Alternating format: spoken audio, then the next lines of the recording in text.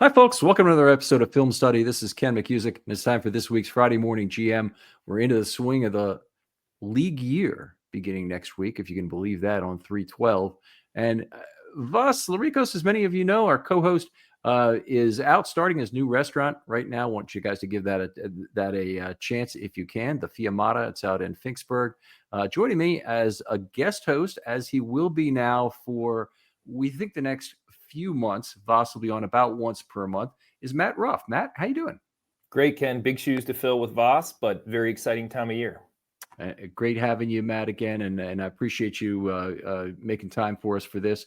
And this is a big time of year. I think we have to start with the Ronnie Stanley situation. So fill us in up to the moment, and we'll back and forth on that a little bit. Yeah. So as we discussed last week, and as you probably heard on some of Ken's podcasts, you heard the comments from EDC coming out about Ronnie Stanley. They love him, right? They'd obviously like to sign him. They seem pretty hopeful. And basically coming out of that interview, I was thinking it was likely that, or we were hoping it was likely that upcoming we might see a Ronnie Stanley signing. And so after that, we saw the signing of Alaric Jackson, the left tackle on the Rams, and we continue to not get any Ronnie Stanley news. So my feeling is that the longer this goes, I'm starting to get a little bit more worried that he's not signed. Are you thinking the same, Ken? Yep. Each passing day is certainly a reduction in the probability that Ronnie will be back. And it should be obvious, because obviously the only day in which he can be signed is after the 12th. So it's the passage of time is not on our side. Kansas City and New England both are reportedly interested. Kansas City cleared some cap space with the recent trade of Joe Thuney, which is frankly a pretty remarkable trade. We'll talk about that in a minute. And New England also, who has a boatload of cash right now to spend, a boatload of cap to spend. They're interested. I don't know if Ronnie Stanley wants to finish in New England, but I bet there's an amount of money that the Patriots could give him that he couldn't say no. So I think the Ravens will have to consider that. The Ravens have second contract QB problems, and that, as always, makes every cap decision challenging and critical to the franchise's development. Took some crap online today from some sources that I have a hard time respecting. Frankly, this is what I get, but I got a lot of crap about saying that the Ravens' ability to sign bargain basement edge rushers is never looked better than it has the last couple of days, with some of the moves that have gone elsewhere in the NFL. Agreed. And, Ken, on the Ronnie Stanley situation, I think he's very key to us making a Super Bowl run this year.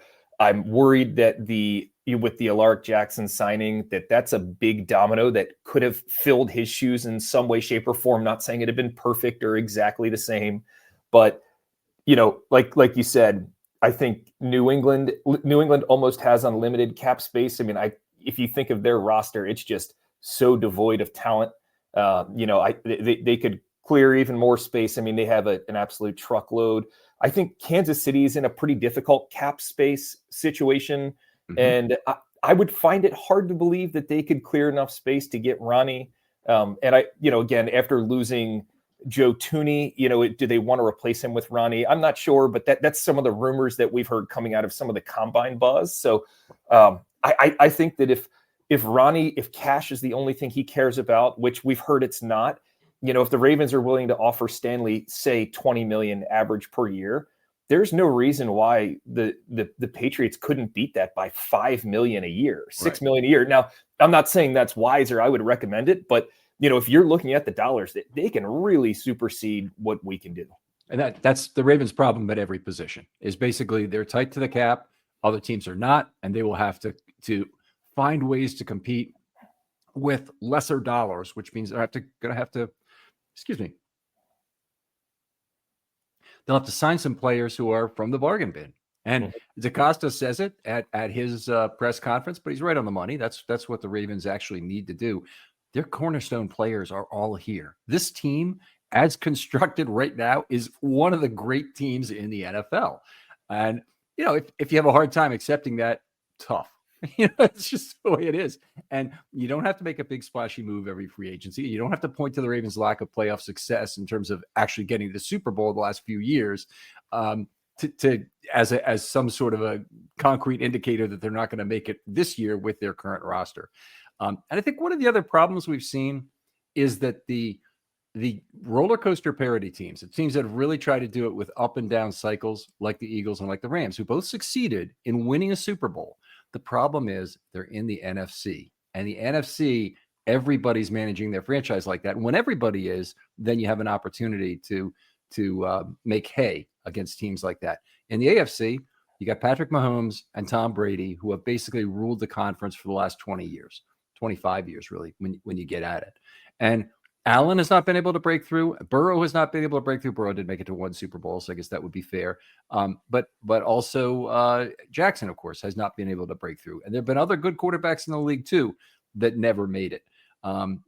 Joe Flacco did happen to break through with it, but you don't the number of Super Bowl winning quarterbacks from the AFC, the number of quarterbacks just even representing the AFC is very small over the last 25 years. I don't think it lends itself to the same sort of roller coaster parity judgment in terms of going all in to try and win it in a given year. Yeah, for sure. I think that the only place where I can see the argument for going all in and creating these windows. I think that when you have a quarterback like Lamar, I do think that at some point in time when his time is up here, we hope it's a Hall of Fame trajectory. We hope it's 8-10 years from now. I do think that the team is going to have to do some sort of reset. I think that when he retires or gets cut at the end, that we might be looking at $80 million in dead money or something like that on his contract. But I don't want to be going up and down every year, 2 or 3 years. I would like to have that window. So I think they really need to maximize this window. But again, it could be an 8 or 10 year window. So I'm not talking about going up and down the roller coaster every year or two. I would be okay with having a window that ends pretty hard at the end of the Lamar period. But we have to maintain that sense of parity. And like you said, the quarterback from this conference, the Lamar, the Burrow, the Allen, the Mahomes, but then you have Herbert, Bo Nix looked like he could be legitimate. We had Ben Roethlisberger for years. I mean, CJ Stroud. I mean, the list is endless. And, like you said, the NFC's had some really weak overall years and then some really good teams. And I think that one of the things that, hurt the Ravens a little this year is you're playing such a tough schedule and you can't afford to slip up, and you're just playing such difficult teams. And even the bad teams have Max Crosby and Christian Wilkins on the defensive line. Even the bad teams have Zadarius Smith and Myles Garrett. It's just not the same. It's a tough go.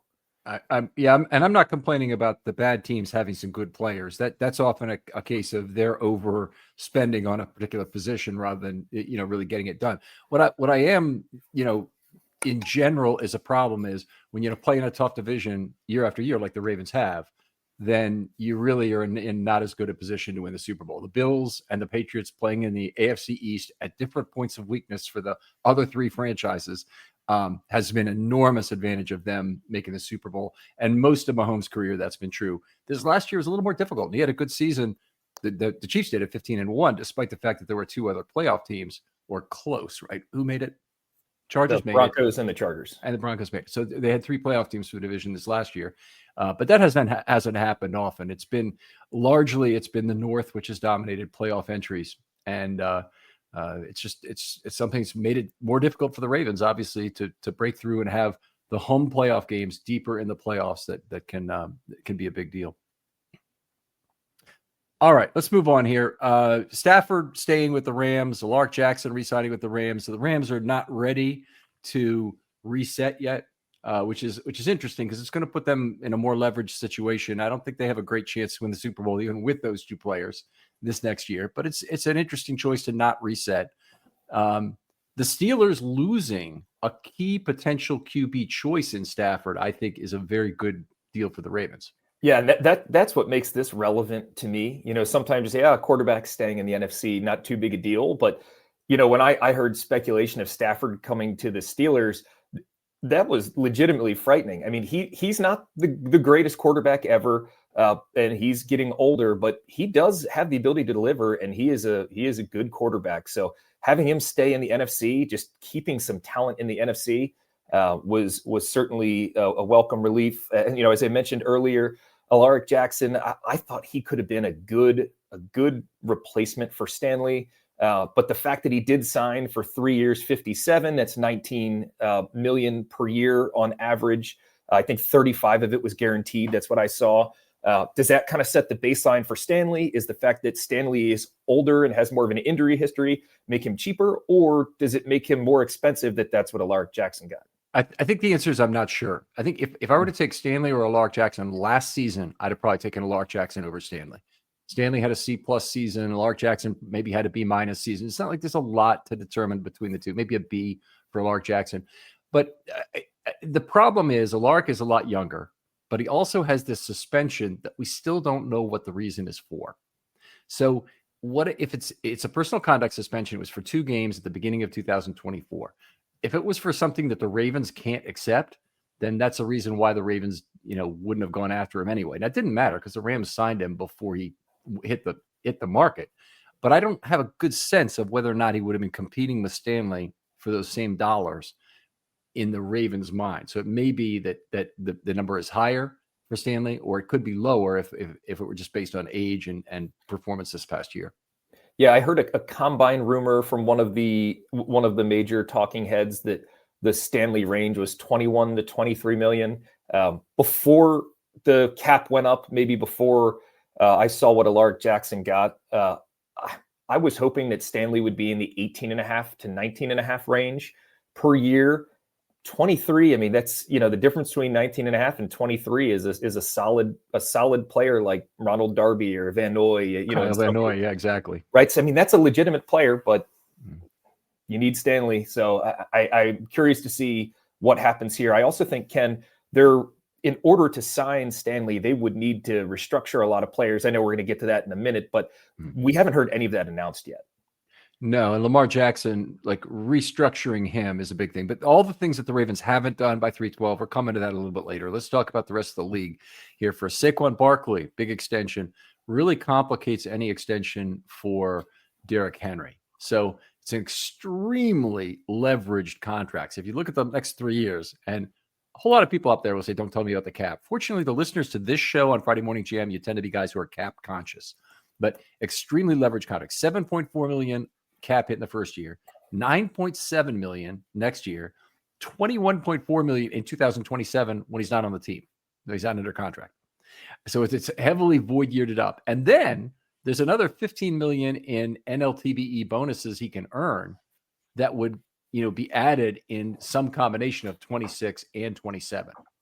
So it's a enormously leveraged contract. And I just don't see how the Ravens in their current position could give that kind of a contract to Derrick Henry. I see it. They can give him a bump from what he's had, 2 years, maybe 28, 30 million in that range. But I don't think they can give him the Saquon Barkley money here. Yeah, I am of the opinion that Derrick Henry has been one of the greatest Ravens signings that are out there.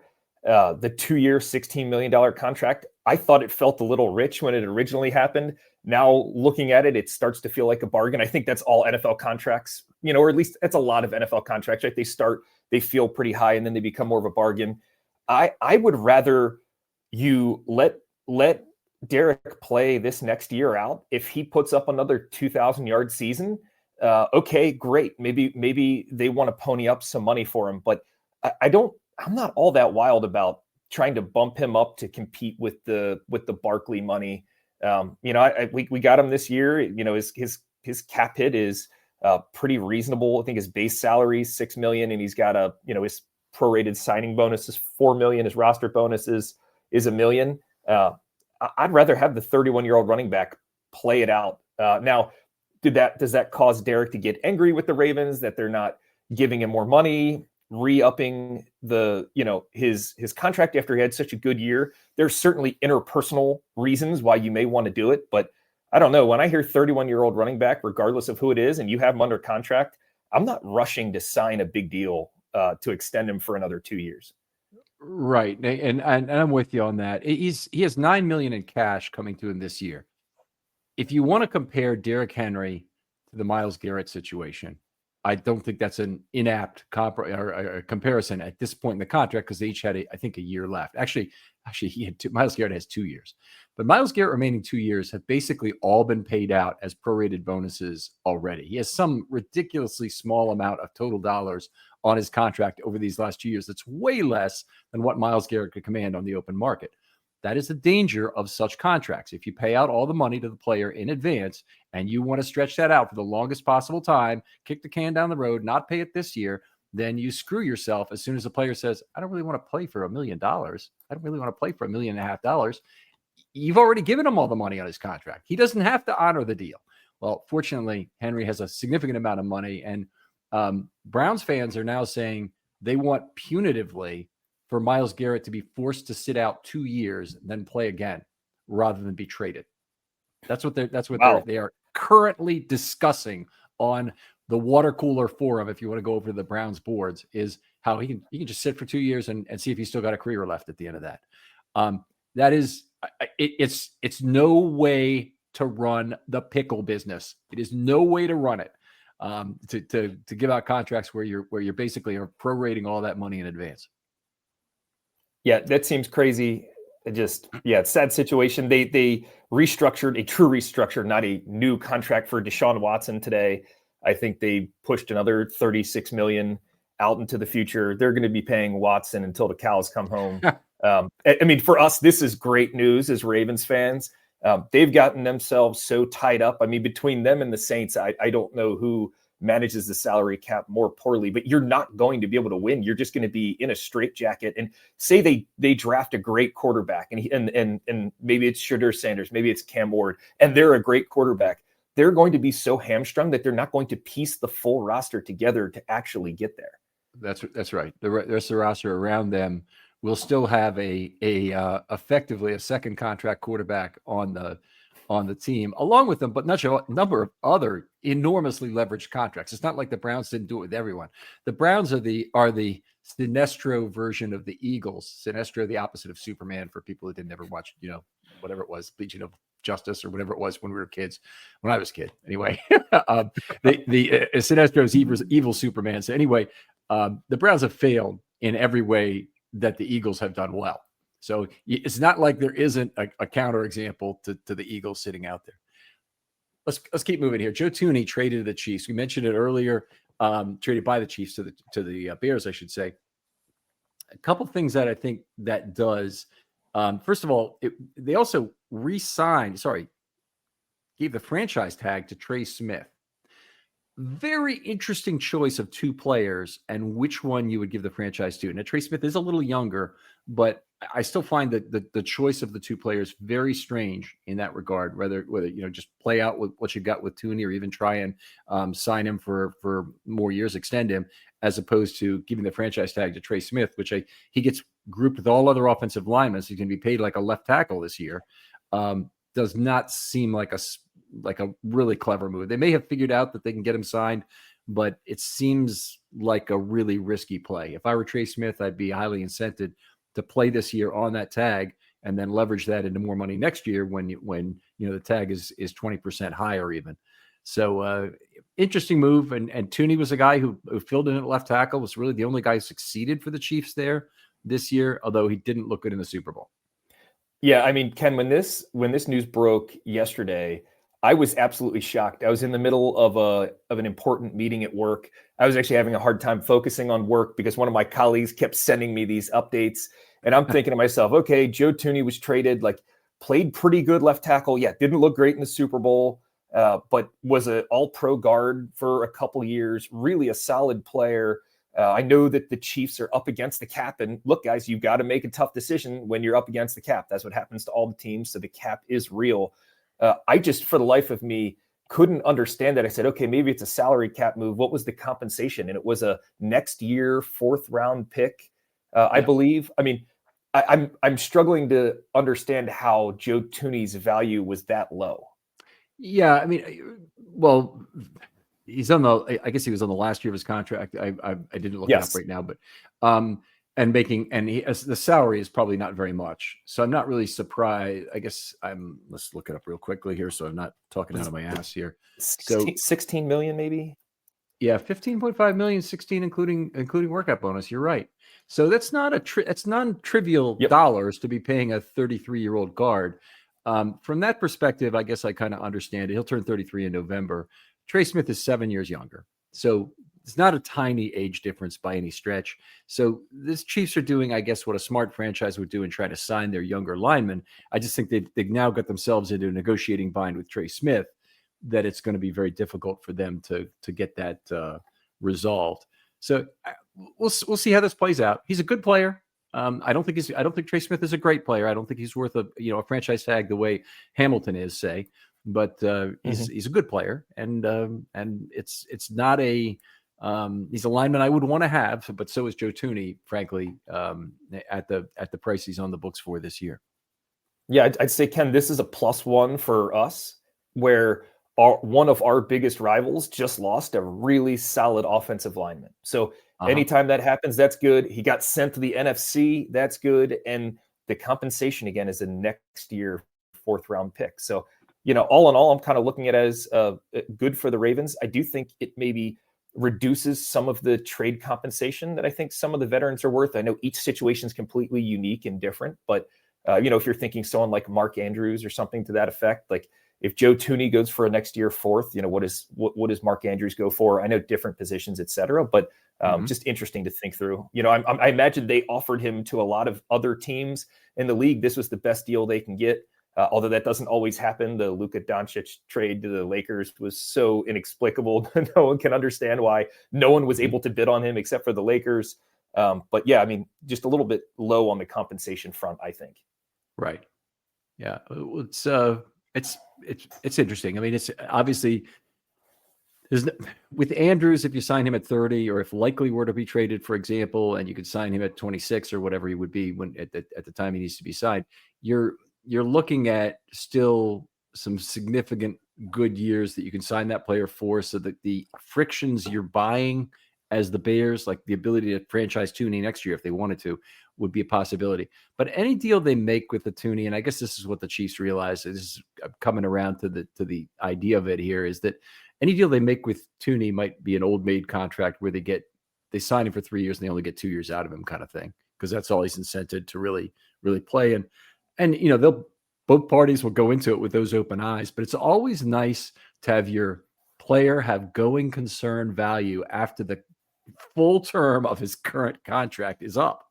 It's a really central thing to anything. I mean, you worry about this all the time in business, by the way, with your people retiring, is that they're just not incented to work hard in the years that lead up to retirement. With the guy in his 30s who's still looking for promotions in the future, you can continue to incent that person with a carrot down the road and whatnot. Try doing that with an older employee. Try doing that with a 62-year-old, marketing guy who doesn't really want to be told how to do his job and really doesn't have anything to look forward to in terms of growth in that role either. It's a nightmare in a relative sense. So same thing applies with older players. Yeah, totally agree. All right. So Tyler Lockett released.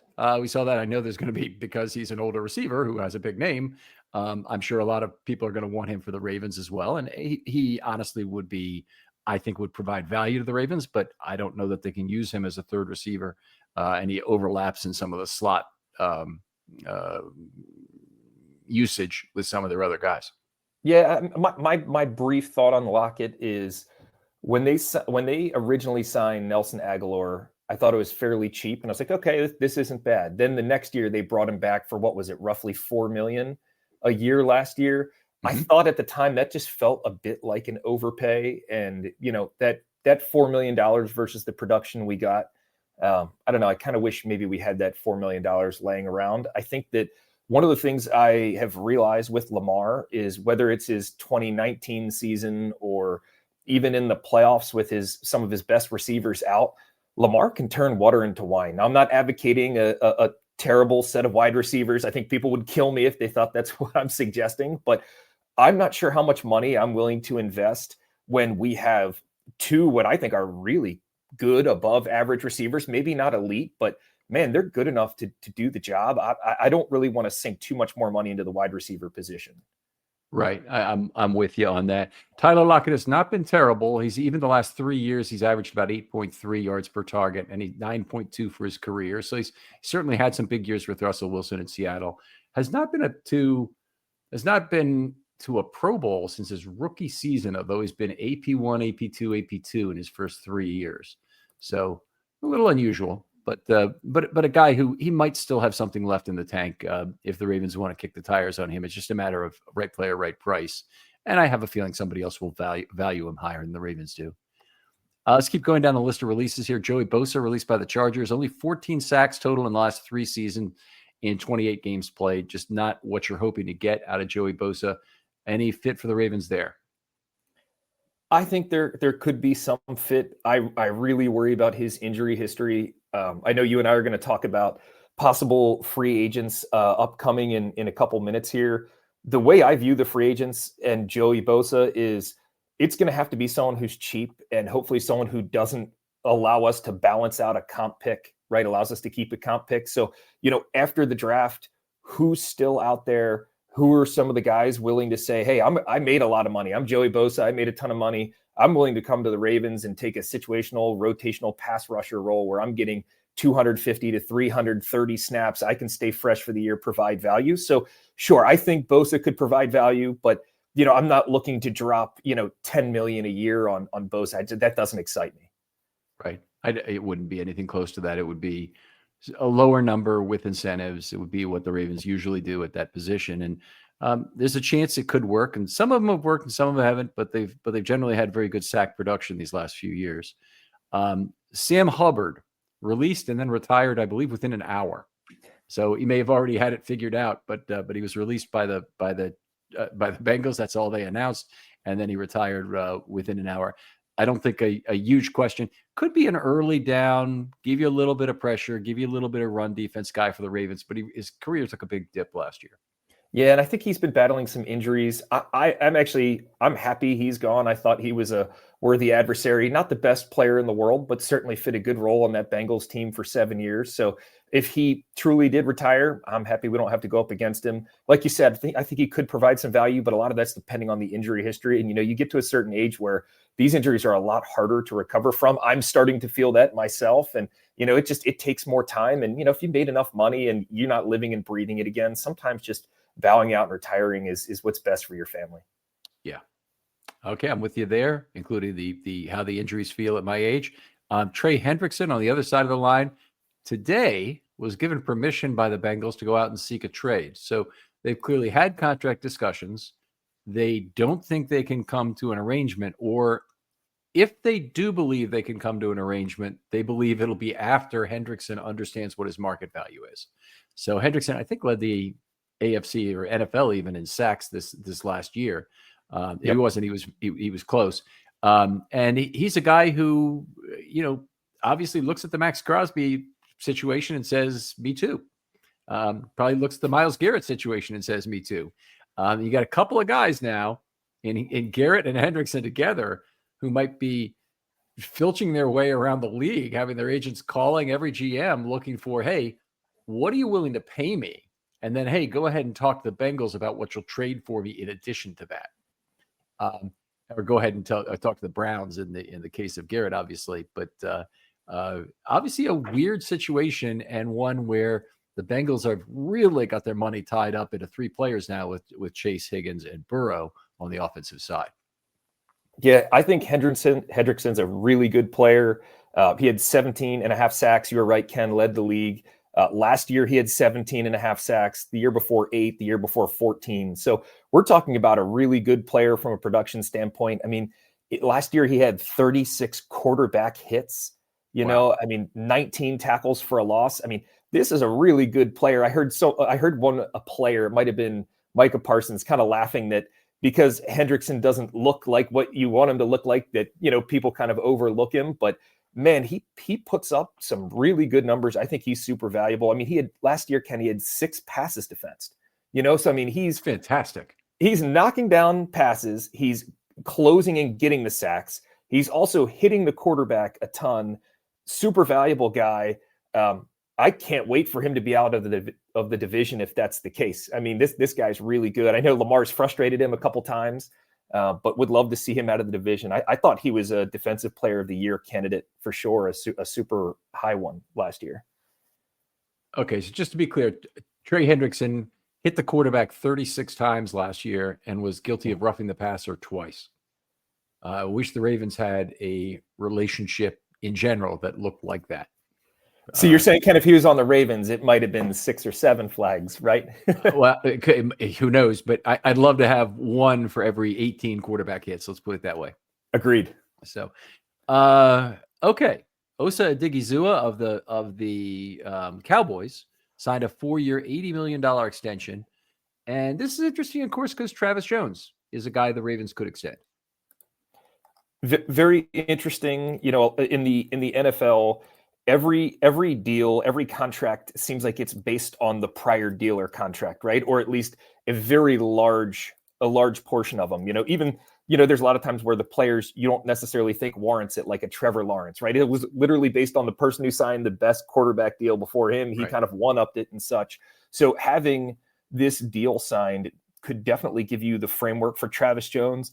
I was thinking, perhaps ignorantly, that maybe instead of 4 for 80, you could get him for 4 for 64 or something like that, because Travis Jones doesn't get the counting stats at the level of some other players. So, you know, I don't know if that's even begin to measure Travis Jones' importance to this. And if you're wondering, what sort of player would Ken McCusick actually shell out for? Travis Jones is the guy. I mean, he drives the Ravens pass rush from the inside. Yeah, for sure. And we've talked about this. I think we both said he was our number one person to re-sign. I do think that Odigizua, I mean, last year he had 23 quarterback hits. You know, I don't really care much about the sacks. I feel like that fluctuates from year to year. It's really the pressures and the quarterback hits that matter. I think that Travis Jones was probably a bit more expensive than I had realized. I think he brings a lot to the Ravens. So, you know, I'm with you, Ken. I still think Travis Jones is the guy. And it seems like he's getting more expensive by the year, as you'd kind of expect, but certainly a key piece of the defense. And maybe this really is the backbone of a contract, something similar to what he got. Right. It could be Dexter Lawrence, if he were to re-sign, would be another guy who would be higher than Jones, but he might help parameterize what you'd give to him. T. Higgins and Trey Smith, the only franchise players. So interesting. In the entire league, only 2 players had to be franchised. The complaints about that should be well off. And you'd think in a period of escalating cap like we have right now, this is the kind of time when players get very upset about being franchised. So if you have several years of increase in cap, then you would expect that there might be some franchise tenders, and it hasn't happened. So Higgins, he's on a second franchise tag this year, so they're paying the extra 20% for him. Bengals still have an unbelievable amount of cap space. I think there might be a 50 million or something still left. Let me take a look real quickly here. After this, included, they're at 48 million, 48.3 million effective cap space. Even after the franchise tag, and I assume that Higgins is in there at whatever number he's got, which it probably is over 30 million. So anyway, tough. They can sign all these guys. It just doesn't seem like they want to spend the money that way. And by the way, not everybody's going to respect this, but if they don't really believe that's the right way to spend, you know, they may be onto something. They may be wrong. They're the Cincinnati Bengals. They haven't been, you know, historically consistently successful by any stretch, but they may also, you know, have some reasonable idea that you know, the guys they want to bet on are A, B, and C, and not D, and that's why they're letting Hendrickson walk. Yeah, for sure. Interesting situation there. I know Joe Burrow wants his weapons on offense signed. I think the Bengals have a fairly weak offensive line. I know they've been trying to patch it, but I feel like that's been giving them trouble over the years. I do think it's interesting that only Hendrickson that Higgins and Trey Smith were the only franchise players. But, you know, when you look around the league, I don't think it's that top heavy of a free agent class this year. Seems like a lot of the guys got locked up early. Ken, I did see that Dexter Lawrence signed a 4-year, $87.5 million extension with the Giants already. That happened already this offseason? I think it happened before. Didn't you know it's possible to get THC shipped right to your door? Mood delivers premium, 100% federally legal THC directly to you. I'm talking about delicious, high-potency gummies, top-shelf flour, home-baked cookies, vapes, anything you'd find at a dispensary, you can now order online and have it shipped quickly, discreetly, and conveniently right to your door. And every Mood product is made from pesticide-free cannabis grown on America's best small farms at prices that won't destroy your wallet. Best of all, not only is every Mood product backed by a 100-day satisfaction guarantee, but as I mentioned, listeners get 20% off their first order with code RAVENS. So head to mood.com/ravens, check out their online dispensary, and let Mood help you discover your perfect mood. And don't forget to use promo code RAVENS when you check out to save 20% on your first order. This past season, but right now it says he's locked up for 4 for 87.5 with 60 total guarantees. Okay, that's obviously that better be higher than they'd end up giving Jones, but we'll see. What would you give Jones right now if you were to call him up? You want to lock him up long term? What would you? I would. I'd certainly go 14 million. I'd almost certainly go 15 million. I'd probably go if the the rubber hits the road. I'd probably 4 for 64 is okay. He's in that range. There's had another guy on the show who thought it was going to be more like 4 for 50 million. But Jones is a terrific pass rusher. It just does not show up in the counting stats, which is fine because he creates opportunities for others. Yeah, for sure. I think 4 for 64. So for those who don't like to do math in their head, that's 16 a year. I think that's kind of right there, Ken, is that between 14 and a half and 16 a year. Would love to get him locked up. And, I personally don't care that he doesn't rack up the most counting stats. You just think that maybe the Ravens could try to use that as some leverage. But, again, I'm sure his agent's not stupid. The Ravens aren't stupid, so they know they're going to have to pay up. All right. We need to kind of move quickly on this, but are now recording this on the 6th. So we are 6 days out from the beginning of the league year. And the Ravens have a number of things they have to do. I'm going to throw these out here, and then I want you to, give me your top 2 in terms of which you think are the most important. And we're going to agree on what number 1 is. Restructure or extend Lamar Jackson. That creates and defers cap dollars to be spent elsewhere. It's actually very understated, but very important part of their offseason strategy. You heard EDC talking about going down to visit with Lamar for input on the roster, but that's not what that's about. It's to get him extended for another couple of years. And the clock is kind of ticking on that. Ronnie Stanley also being re-signed is probably the Ravens' most significant thing, but I want to give you a chance on that. We have not heard anything about Tre'Davious White being part of the 2025 Ravens plans. We haven't said he's out. We haven't said he's in. The Ravens may decide he's a late guy they want to sign. Since he's one of their own, they don't have any comp pick formula loss from keeping him, other than what a potential gain they could have if somebody else wanted to pay him a lot of money. But that's out there. Maybe give you a chance on those 3 right there, and then we'll move on. You can see what the last 3 are. Sure. Yeah, I think that obviously Ronnie Stanley is the giant domino of the offseason, just because if you can't get Ronnie signed, you're really going to have to allocate resource to fill whatever that gap is, whether it's a draft pick, free agent, moving Roger from the right side to the left side and trying to plug the right side. So I think Ronnie Stanley's the big domino. I do think that extending Lamar, so he's 2 years into a 5-year deal, right? So he has 3 years left on the deal. Can you extend that deal 2 more years, right? So that you can amortize the bonus out over the 5-year allowable period. So I think that's certainly huge. Not really that excited about restructuring Lamar, which is just taking his salary for this year and then dividing it equally over the remaining few years. That, yes, gives you short-term cap space, but not very exciting, right? I'd like to see a new deal. Ronnie's that domino. Can we extend Lamar? I think EDC and Lamar had enough of negotiating through the media the first time. I think they'd like to get it done a little bit more quietly this time. Certainly interested to see where they go forward here. So in 25, Lamar Jackson's base salary is only 20.25 million. So the total amount they could get in terms of cap relief is only about a third of that. And there are some other things, like there's an option bonus. It might be 29 million, but I think about the most they can get in terms of cap space, about 10 million of relief with a simple restructure. Now they can go leverage it more. They could add void years. They could do a bunch of things, but those are just ways to kick the can down the road. They really need to get years extended to maximize the amount of leverage they could have in the contract. Yeah, and right now Lamar has 2 void years, 28 and 29, if I'm reading this correctly. All right. Tylan Wallace, not a huge deal. Passively Ricard, also, they have qualified veteran contracts. I just like to get those guys signed before they're out there on the open market. They're guys you can pay 2.6 million, only counts 1.6 million against the cap. Wallace was their best run blocker among their wide receivers, and had a great receiving year as well. Ricard obviously is very significant to the team, doesn't have to earn the same money.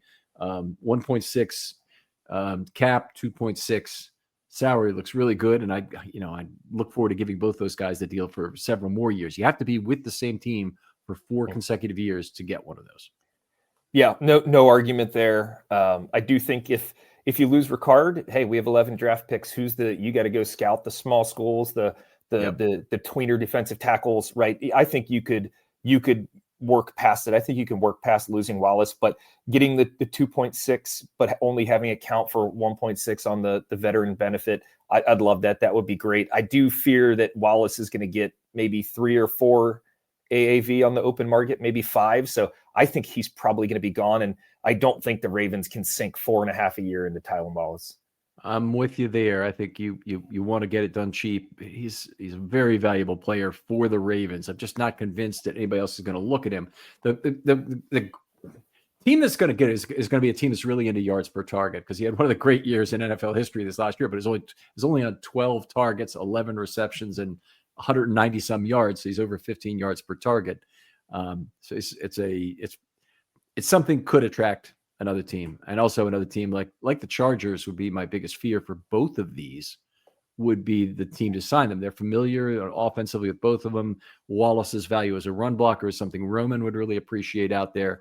And obviously the same thing with Ricard. So that's the team. If you want to worry, you could probably be a little bit worried about the Jets also doing it, but the Chargers would be the team I'd be most concerned about. Ardarius Washington.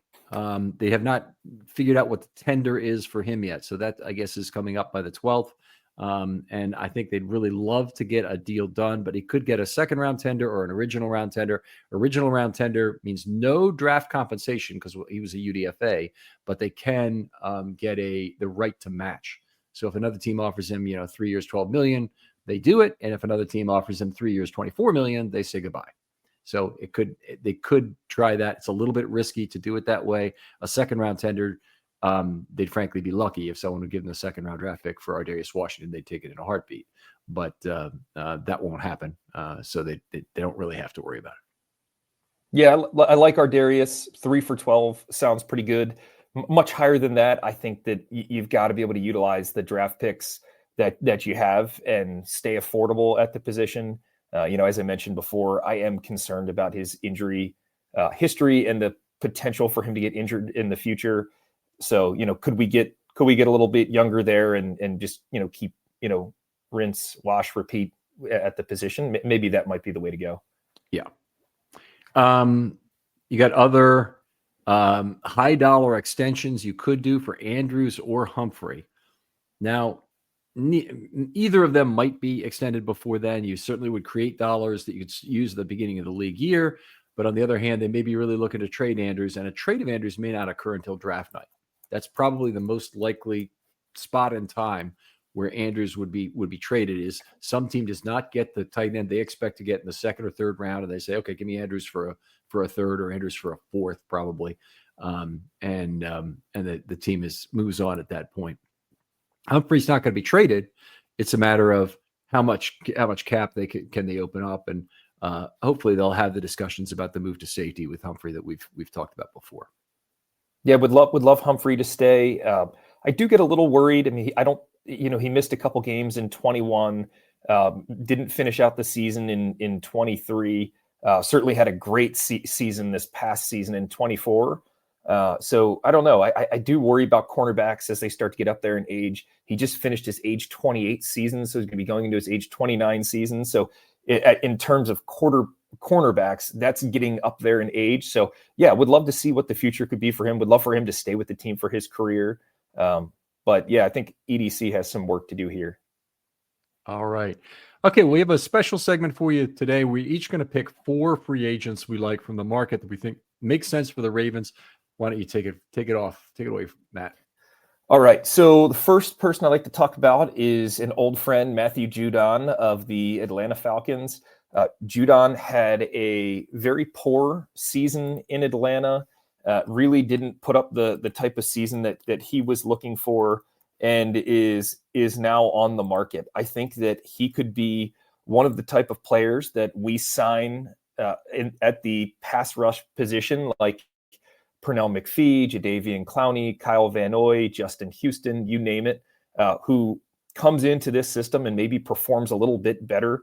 The fact that he's coming off a down season is not very good from a production standpoint, but it's very good from a what type of contract could you sign for standpoint. So, I'm looking for, you'll notice in this list of free agents, these aren't a list of free agents that are going to blow you away. Oh, hey, we're getting the best free agent that's out there, right? We're getting T. Higgins. Yeah, I know he got franchised. But, for example, these are guys that I'm looking to get cheap on the cheaper side, hopefully after the draft, so you don't get a comp pick counterbalanced. And I think that Judon has some pass rushing chops. Would he like to come back to Baltimore, maybe make a run for a ring and, see if you can make it happen? He had 5.5 sacks last year in Atlanta.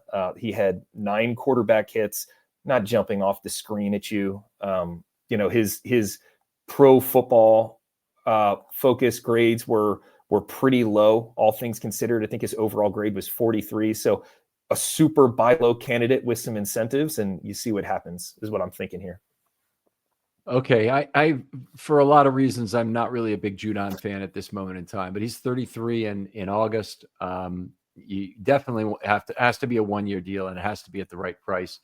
1-year vet minimum, I guess I'm on board with that. I'm not 1 year $5 million, 1 year $4 million. I'm not like that. One year at the vet minimum, I could be on board. Now you have to be still careful with your edge spots because you're pushing somebody out. So you're willing to push a Jabo out the door for that amount? I am. I think you potentially could get more from Judon than you get from a Jabo. Are you willing to push Adisa Isaac out the door? 3 years no way. of sand in the hourglass, so that's not happening. And also, you got to make room for a potential draft pick. So if the Ravens are going to draft an edge, and I think they will, they might even draft 2, then you want to make sure you have room on your roster for them. And Matt Judon is the kind of player who is fairly much inert material at this point in life. You don't want a lot of inert material on the roster that you can't, be happy with the fact that they're taking up a roster spot. That was true last year of Eddie Jackson. He's the best example I can give you of that kind of player. And for that reason, I'm not really hip on Judon, but I understand the need to get an edge, and I did not have one among mine. The closest guy I had was Calais Campbell. So he'd be a combination of defensive line and edge depth, which I think is a little bit of an interesting proposition for the Ravens, that they could use Campbell on early downs, possibly on the edge. He's a very good run defender, still played 616 snaps last year at age 38. He played 39 this year in September. My hope would be he could play about 450 snaps. I think he should come on the cheap. 1 year, $3 million. He'd be a ring hunter. I don't think he's looking for much more out of life in terms of dollars, but if he is, that might not work out. So 1 year, $3 million for Calais Campbell. I'm very excited. I would be too. I think that the Brent Urban spot on the roster, I would like to see that spot either go to someone a little bit better than Brent, and maybe if someone gets hurt in the middle of the year, you bring Brent back, or it gets allocated for a younger person in the draft. I think we really need to get some developmental talent there. Calais Campbell is someone I would be willing to do that swap for. I think he's still insanely productive. He said he's lost a lot of his quickness, but he still has his brute strength. I think he's also just a really good locker room guy. So I'm good with that. Absolutely on the locker room for starters. But one of the questions is, are you willing to take a 6th defensive linemen on the team and have 5 active every single freaking week. None of this 4 active BS that's bitten the Ravens in the ass a couple of times in 2024, but have 6 on the roster because one of them is kind of like a hybrid 5-tech / edge. I mean, by the way, you can play Campbell anywhere. You can play him in the nose on a passing down if you want to, or 3-tech on any down. But he can play all those slots. I think he gives you something in terms of being able to have different players active. He's not a big special teams guy. He does block field goals, but he doesn't really do anything else on special teams for you. But I'd like that. Yeah, Ken, it's funny. You'll notice with my list here, it's all guys on the defensive line. I am a big fan of the rotation, of keeping guys fresh. When you have a small injury, remember Travis Jones had a small injury coming out of the Tampa Bay Bucks game. He had to take a couple games off or a game and a half off.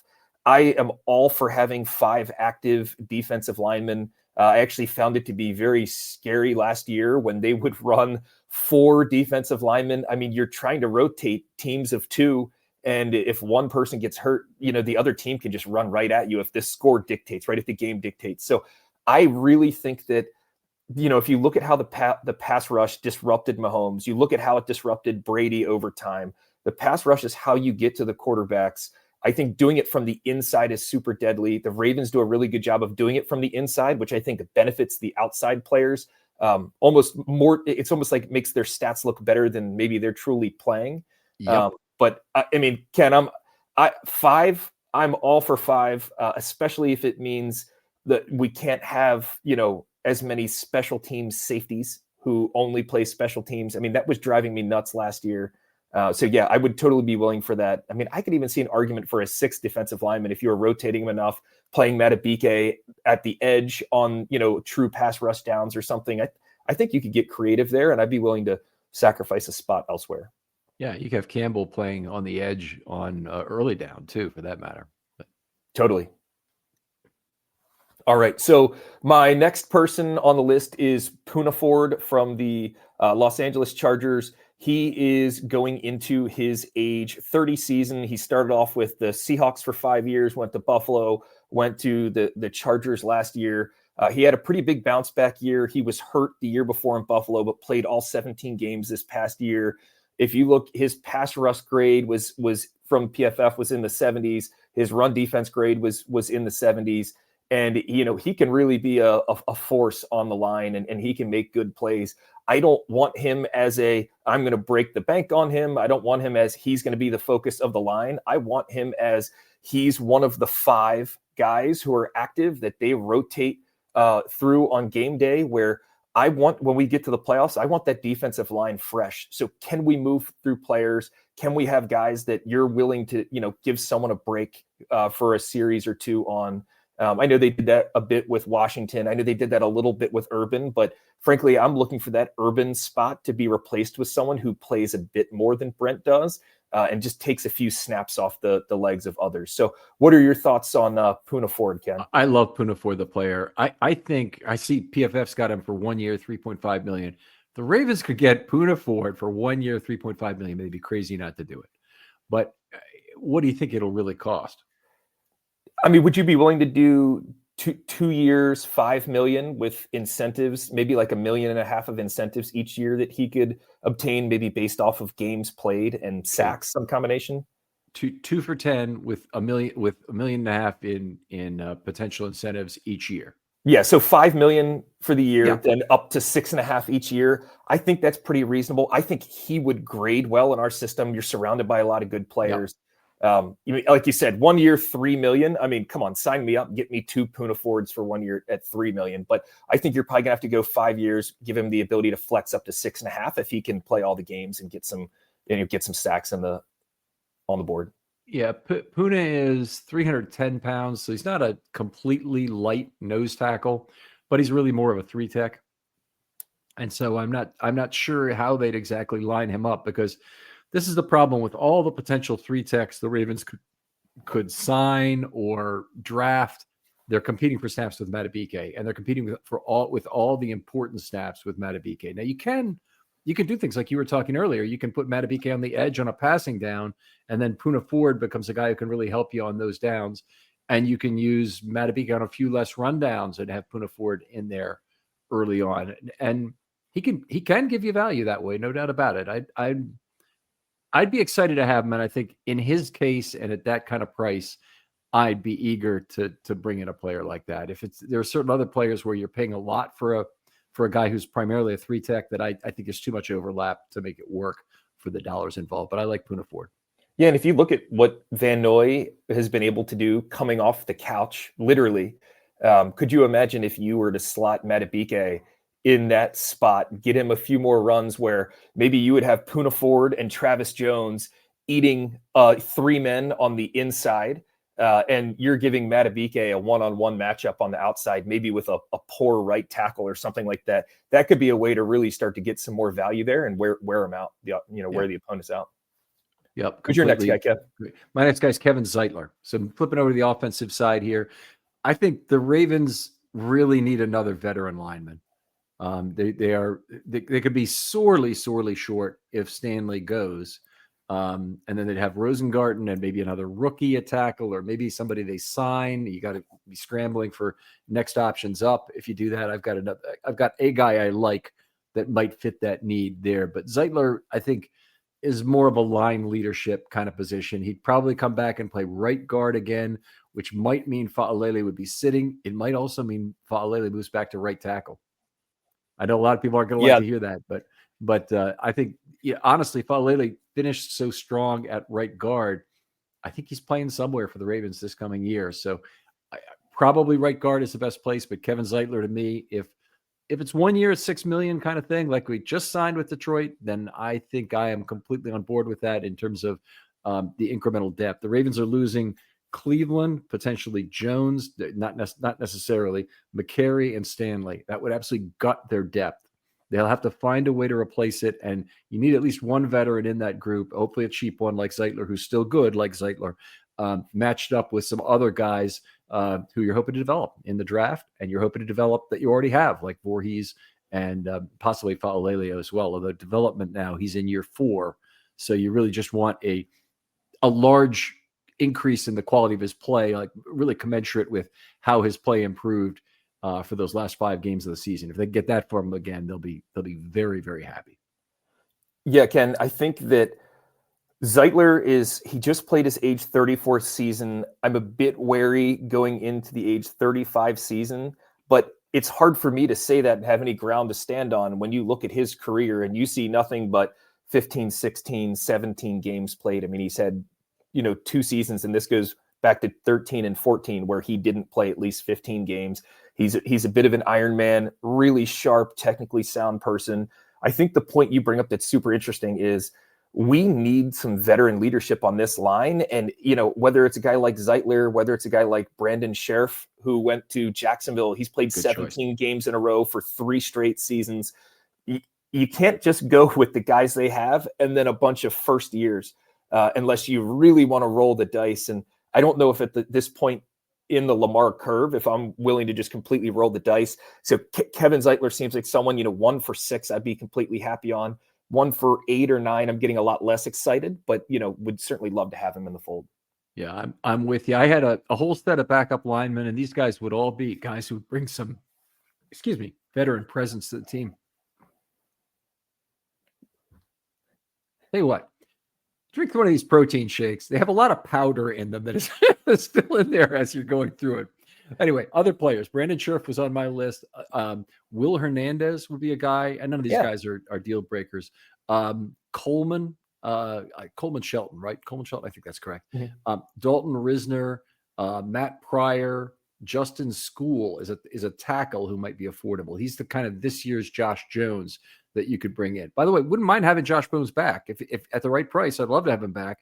And maybe there's no other real suitors for Josh Jones this year. So at the same price he played for last year, sure, let's bring him back for another year on that deal as well. So there are choices on the offensive line. Zeitler is definitely at the head of the list for me. Your next guy. Yeah, I think it'll be interesting to see how they fill out that offensive line and whether or not they want to fill it younger or older, but certainly a need. All right, Ken. So my next guy on the list is Teair Tart, also defensive lineman from the Chargers. Had a really good high 70s pass rush grade, had close to a 70 run grade. I think that he's always been talented. It seems like from my research that he has, had good seasons and bad seasons, and he's bounced around to several different teams. So he was on Tennessee for 3 years. He's been on Houston. He was on the Chargers last year. He'll be going into his age 28 season. I think that he provides you some juice. I'm not sure exactly how many snaps his body can take and how many snaps he can play, but was also kind of thinking in the mold of that last spot of the, that fifth person who dresses. Maybe it's the fifth or sixth person who dresses. Having someone who can go in there and, be a decent player, give him some snaps. I think it might be a spot where you can get some upside. Again, I'm not suggesting here are the sexiest, best players that we could sign, but I'm trying to think of guys you could get for cheap that would want to come in and would work well within our defense. What do you think about Teair Tart, Ken? I think he's a good choice. He's been fairly durable during his career. He's played 11, 16, 13, 17 games the last 4 years. So missed a few games here and there. Not a big sack producer, but he definitely gets some pocket compression. He's gotten 19 quarterback hits in his career. That's something.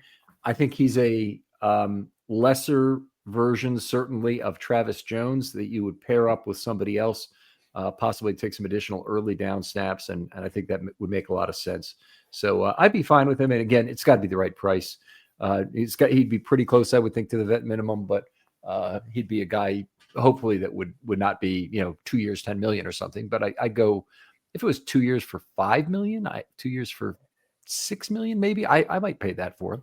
Yeah, that's kind of what I'm thinking, Ken. Not trying to break the bank with these guys, but just try to maybe make the bottom of the roster a little stronger to rotate some players in there. So who's next on your list, Ken? Well, Ken, I think you're still muted. Thank you. I'm going to safety with Xavier Woods of Carolina. Now, he had a very tough year this last year with Carolina. And what's good about it is that he's still allowed only 6.3 yards per target, and he's only allowed 6.9 in his career. That's very good. He's got much more free safety experience than strong safety in his career. In fact, he's only rushed the passer 70 times in his whole career. That is, how many years has he played in this league now? I'm going to look that up real quick. I think he's been in for 8 years. Yeah, eight NFL seasons. So about once every 2 games, he rushes the passer. So really, I think he's still a free safety at this point in his career. He's at least a guy I think you could depend on to play a half field role. And he's really the guys who you can't trust to play a half field role are the Jackson types. And we saw that last year, but he had come here with 4 years of averaging 10 yards per target. Xavier Woods has still allowed, relatively low yards per target in his career. PFR will have a different yards per target number than that. They see he's at 8.1 for his career, which is a little bit different. And 8.4 last year is what they have for PFR. Wow, that's very different. That's got to be one big catch or something they have different. It's not a lot of targets, is it? It's 51 targets they have. It's very interesting. Okay, that's different. I'm going to research that in some depth to figure out what's going on there. 8.1 is a lot less impressive, than what PFF has him for. By the way, the difference in those two numbers almost always is targets between level 2 and 3 over the linebackers and in front of the safeties. PFF tends to charge those to the underneath defender, and other systems will often charge that to the safety or the deeper defender. So it is a matter of definitionally about what's going on there. He'd be a vet min guy, a later guy the Ravens would sign, and I'd hope that the kind of the poor season he had with Carolina is something that the Ravens can correct with better structure. Yeah, I agree, Ken. When I was looking at him, I saw his yards per target were seemingly pretty high, but I was looking at PFR and not PFF. Could depend on, my level of excitement there. Harrison Smith is someone who's averaged last year was 7.8 according to PFR, 6.4 the year before. Would he be able to, sit in that split safety role a little bit better? I'm not quite sure. He's getting a little bit long in the tooth, but was certainly someone who had a good career. But Yeah, certainly interesting on Xavier Woods. I'm not sure if I'm too excited after seeing that, but like you said, it could be definitional. That's different. Yeah, I think it probably is, but again, I want to investigate that a little further. Maybe I made a mistake. Also, other defensive backs that I like, by the way, Nate Hobbs, Christian Fulton of the Chargers, Quandre Diggs, and Jordan Lewis. Any of those four guys, I think, could be right player, right price for the Ravens. Agreed. Who's your all right, Ken? So my last player on the list. Okay, so my last guy is Jarran Reed, defensive lineman of the Seahawks. As you'll notice that, again, the theme here for me is, can we get higher quality defensive linemen to continually rotate? Can we keep Madubuike fresh? Can we keep Travis Jones fresh? Can we, as guys get nicks and bumps and bruises, sit them out and continually have a decent pass rush from the middle? I think that's really the key to the Ravens defense. Obviously, I want to see some draft capital go there, but someone like Jarran Reed, I think he does a little bit of everything. He can hit the quarterback. He can get some sacks. He really has some good interior pass rush chops. But again, me being the cheap person that I am, and spending Ken's season ticket holder money wisely, I'm not trying to break the bank. I'm trying to look for guys who, Jarran Reed, he's going into his age 33 season. I still think he has the ability to put up, but I'd like to see him in a role where he's not taking on as many snaps. Hopefully he can be a little bit more effective in a role like that, Ken. What's your thought on Jarran? Yeah, I like him. I mean, he may not be the cheapest of options. He played 679 snaps last year for Seattle, and he's averaged probably 800 snaps since about 2018, I'm going to say, before that. So he's played a lot of wear and tear. He's a average sized defensive tackle, and yeah, I'd be happy to have him. Certainly, he's a guy who's probably a better bet to be good this year than, say, a Broderick Washington. He's also not a guy that I want to spend a lot of money on, and the money they have to spend on Broderick Washington is only about $900,000 in savings. So they obviously can't get Jarran Reed for that. So they have to, go with the cheaper option in a lot of these cases. Agreed. I'm not saying any of these are likely, but maybe if one of them could fall through the cracks, maybe we could find a way to work it out. Okay. All right. My last guy is a little bit of a surprise. Wide receiver, Tutu Atwell. I would want to take a shot on. Now the Ravens have some slot guys already. In fact, I mentioned that as a reason not to go after Tyler Lockett. Tutu Atwell is a guy who I think has some duplication of Flowers, but he also, because he would take on, I would hope, a gadget role with the Ravens, he'd take some of that burden away from Flowers and use Flowers more as the dangerous downfield weapon he's become. He and Bateman together really threaten defenses, and when you have Henry and Jackson, opposing offensive coordinators tend to end up bald from pulling their hair out. So all very good things. Atwell is probably a little bit better run blocker than you would expect for his size at 5'9".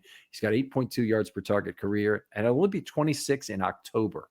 So he's one of the younger guys. And that's part of the value here, is that we're not buying into the tail end of a wide receiver's career. The other guy I like, if Tutu Atwell isn't available, De'Ami Brown has been a crappy run blocker, but he's a little bit bigger receiver who might be a right player, right price guy that could come in and be probably the fourth wide receiver on the Ravens this season.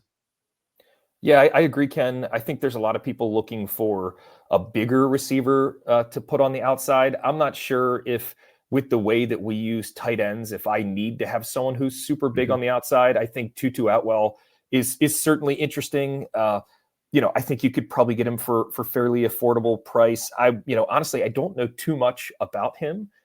So would be curious to see what he could do in our system. What do you put much stock into the larger receiver on the outside, or what do you think that impacts the Ravens a lot, getting a bigger body? Yeah, I think you can do with either. One thing I wanted to see, and he has had a little bit of kick return.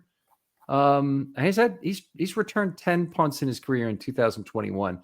That would be another thing you could get out of Atwell, is a little bit of another player who could try to return punts for you.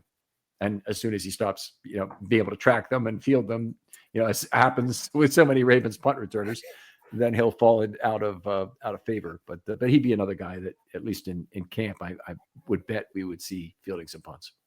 Yeah, for sure. They've got to get better there. We talked about it last week, and I think we're going to harp on it until we see it change. All right, Matt, great show. Really appreciate you stepping in for Voss for hopefully, most of the rest of this summer until the season starts anyway. Tell folks where they can talk football with you online. All right, you can find me on Twitter at KidRock20. All right. Other folks out there, if you'd like to do a film study short, this is the time of year. Hit me up. DMs are always open on Twitter, particularly if a UFA you want signed, and particularly the bargain basement variety. I would love to talk to you about that. If you want one of the big names, better get it done really quick because they're going to be signed and we're going to do an episode and then it's going to be too late and untimely and you're not going to want that. So, but please hit me up if you have somebody you'd like to sign. Also, if you have a trade idea for the Ravens, love to hear that as well and do a show on that. Always appreciate the listens. For Matt and Ken, it's goodbye and talk to you next week on Friday Morning GM.